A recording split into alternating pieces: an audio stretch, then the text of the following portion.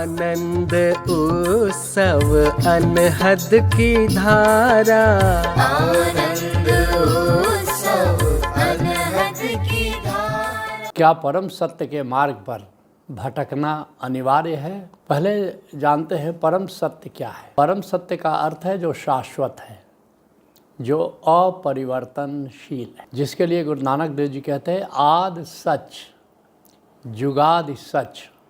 वो पहले भी सत्य था, युगों युगों तक वो सत्य रहा, उसमें कोई परिवर्तन नहीं हुआ। आदि सच जुगादि सच, है भी सच, आज भी वो सत्य है, होशी भी सच, और कल भी वो सत्य रहेगा।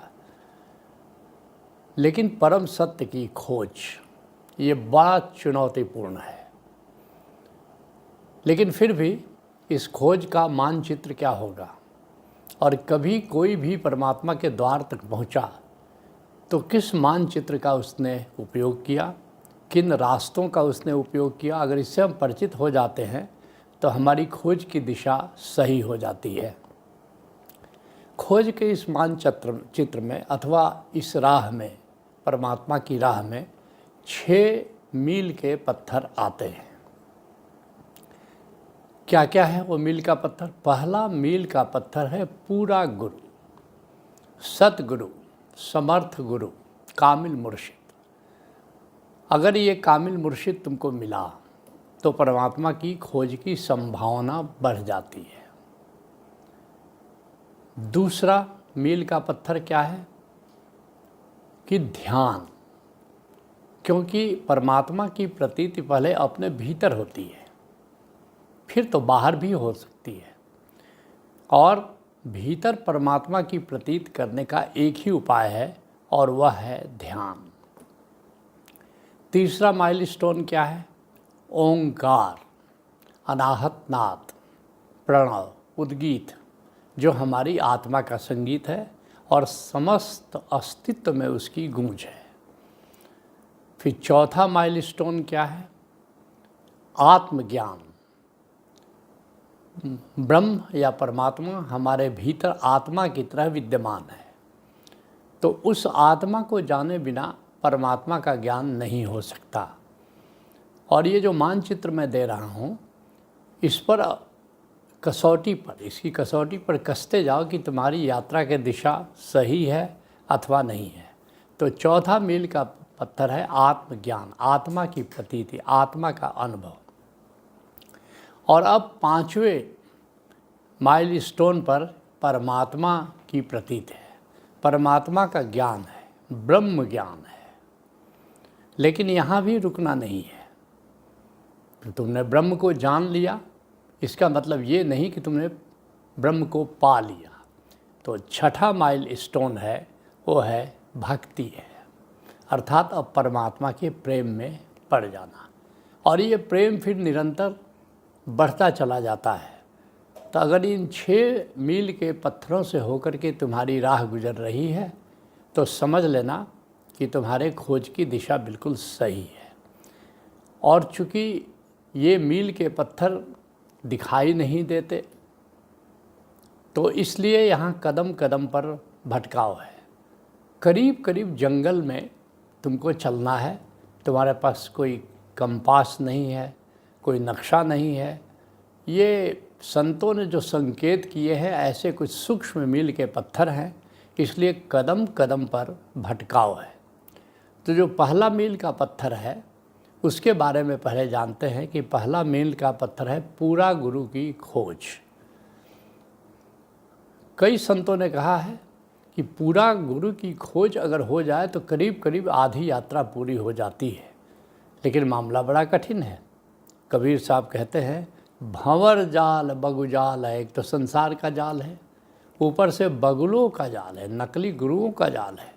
अब बूढ़े बहुत अचेत, बड़े होशपूर्ण यात्रा करनी पड़ती है, क्योंकि जरा सा बेहोश हुए और कहीं न कहीं तुम फंस गए, चाहे संसार में चाहे बगुलों के जाल में। भंवर जाल बगुजाल है, बूढ़े बहुत अचेत, कह कबीर तिन बाची है जिनके हृदय विवेक। बड़ी प्रज्ञा चाहिए, बड़ा विवेक चाहिए। इसी बात को कबीर साहब अन्यत्र कह रहे हैं, मनना रंगाए रंगाए जोगी कपड़ा, क्योंकि भगवाधारी तो तुमको बहुत दिख जाएंगे और तुम सोचते हो कि कोई सन्यासी है, भगवाधारी है तो निश्चित ही जानकार होगा, लेकिन कोई ज़रूरी नहीं है। बनना रंगाए रंगाए जोगी कपड़ा, ये बाहर वस्त्र को रंग देने से कोई गुरु नहीं होता, ये तो मन को परमात्मा के रंग से रंगना पड़ता है। कनवा फड़ाए जटवा बढ़ाओले, बहुत से लोग कनफट्टा योगी तुमको मिल जाएंगे, बहुत से लोग बड़ी बड़ी जटाएं रखे तुमको मिल जाएंगे, तुम प्रभावित हो जाते हो, वेशभूषा से प्रभावित हो जाते हो। दाढ़ी बढ़ाए जोगी हो गई ले बकरा, बहुत से लोग लंबी दाढ़ी बढ़ा लेते हैं, तुम सोचते हो कि शायद ये पूरा गुरु होंगे। मथवा मुड़ाए जोगी कपड़ा रंगौले, कुछ लोग मुड़ा लेते हैं सिर अपना, बहुत लोग कपड़ा तरह तरह के रंगों से रंग लेते हैं। गीता बाँच के हो गई ले लवरा, और यहाँ सर्वाधिक फंसने की संभावना है कि किसी विद्वान के चक्कर में पड़ सकते हो, जो धर्म ग्रंथों का जानकार हो, गीता का, पुराण का, वेद का, तुमको लगता है कि ये तो बड़ा ज्ञानी है, लेकिन वहाँ केवल वाचक ज्ञान है, अनुभव ज्ञान हो ये ज़रूरी नहीं है। इसी बात को बिहार के दरिया साहब कह रहे हैं, ये है कली गुरु बड़े परपंची, ये कलयुग के जो गुरु हैं वो बड़े छली हैं, डार ठगौरी मारी, कहीं भी ठगी कर देंगे, कहीं भी धोखा दे देंगे। अवघट घाट चिन्हे नहीं मूर्ख, कैसे खे उतारे, ये बाहर के घाटों से यात्रा नहीं करनी है, अवघट घाट ये भीतर का घाट है, वहाँ से नाव को ले जाना है। और ये जो झूठा गुरु होते हैं उनको उसका कुछ भी पता नहीं है, अब कैसे तुम्हें वो पार उतारेंगे। तो ये जो पहला है पूरा गुरु, इसको संभल करके सचेत हो करके यहाँ खोजना है। जो दूसरा माइलस्टोन है वो है ध्यान की खोज। ध्यान के नाम पर अनेक विधियाँ चल रही हैं, और अनेक विधियाँ वो तुम्हें भटकाने वाली ज़्यादा है, पहुँचाने वाली कम है। ध्यान के नाम पर कोई त्राटक करा रहा है, कोई सम्मोहन करा रहा है, कोई गाइडेड मेडिटेशन करा रहा है, तो कोई मन और शरीर को नियंत्रण करने की बात कर रहा है। तो तरह तरह ध्यान के नाम पर जितना बकवास है, ध्यान के नाम पर जितना प्रपंच है, उतना शायद किसी और नाम पर होगा। कोई नासिकाग्र दिखा रहा है, तो बहुत भटकने की यहाँ संभावना है। तो वहाँ एक कसौटी तुमको देते हैं, निराकार के प्रति जागना ध्यान है। जहाँ तुम ध्यान सीख रहे हो, क्या वहाँ निराकार की बात हो रही है? क्या वहाँ निराकार का अनुभव कराया जा रहा है? अगर कराया जा रहा है तो तुम सही जगह पर हो। तुम ध्यान के माइलस्टोन की भी तुमने पार कर लिया। और जो तीसरा माइलस्टोन है वो ओंकार की खोज है। अब यहाँ पर उस अनाहत नाद से परिचित होना है, उस प्रणव से, उस उद्गीत से, सदाए आसमानी से या कलमा कहो, उससे परिचित होना है, जिसके लिए स्वामी जी महाराज कहते हैं, शब्द बिना सब झूठा ज्ञान। अगर ओंकार का ज्ञान नहीं हुआ तो अब जो भी ज्ञान है समझो झूठा ज्ञान है, सच्चा ज्ञान नहीं है। शब्द बिना सब झूठा ज्ञान, शब्द बिना सब थोथा ध्यान। अगर उस अनाहत नाद को निराकार में गूंजते हुए अगर अनुभव नहीं कर रहे हो तो तुम्हारा ध्यान भी झूठा है, क्योंकि केवल निराकार पर रुक जाओगे तो ध्यान नहीं होगा। वहाँ नूर जगमगा रहा है, वहाँ नाद की गूंज हो रही है, इसका भी अनुभव होना चाहिए। और शब्द छोड़ मत अरे अजान, राधा स्वामी कहे बखान।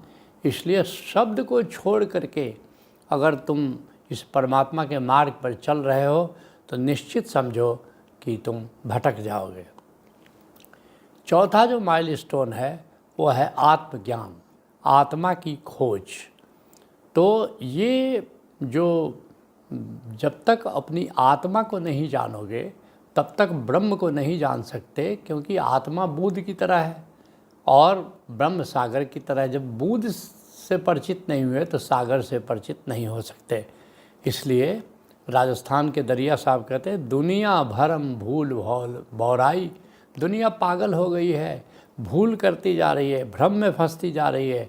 और आत्म राम सकल घट भीतर, सबके घट के भीतर आत्म ब्रह्म है, आत्मा है। तो जाकी सुधि ना पाई, लोग तरह तरह के बाहर का ज्ञान तो बटोर लेते हैं, वाचक ज्ञान बटोर लेते हैं, नॉलेज बटोर लेते हैं, लेकिन हमारे भीतर जो आत्मा है उसका अनुभव नहीं कर पाते। तो आत्मज्ञान होना ज़रूरी है। आत्मज्ञान भी अब हो गया, मगर यहाँ के बाद भी बहुत सारे लोग भटक गए।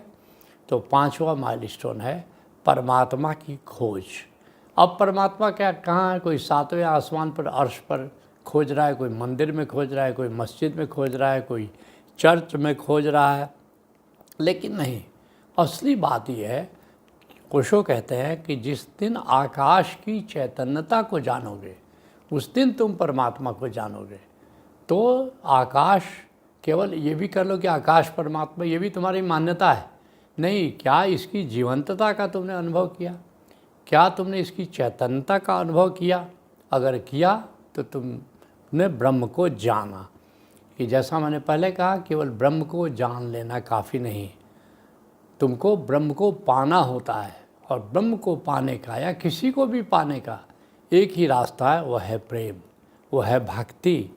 तो अब परमात्मा के प्रेम में पड़ना है, और ये परमात्मा का प्रेम ही तुम्हें परमात्मा तक पहुंचा देता है, तुम्हें परमात्मा से मिला देता है। तो भक्ति की खोज, ये 6ठा माइलस्टोन है, जिसके लिए पलटू साहब कहते हैं, एक भक्ति मैं जानो और झूठ सब बात, और झूठ सब बात करे हठ जोग अनारी।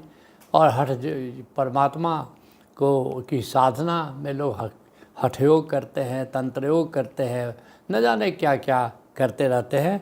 लेकिन पलटू साहब कहते हैं कि मुझे तो एक ही मार्ग का पता है जो परमात्मा को मिला सकता है, और वह है भक्ति का मार्ग। बाकी जो दूसरे रास्ते हैं वो कुछ दूर तक तुम्हें ले जाएंगे, लेकिन तुम परमात्मा को पा नहीं सकते। परमात्मा को पाने का एक ही मार्ग है, वह है प्रेम। ओशो एक जगह कहते हैं कि ज्ञान साधन है, प्रेम सिद्धि है, क्योंकि प्रेम ही तुम्हें मंजिल तक पहुंचा सकती है। आनंद उत्सव अनहद की धारा, आनंद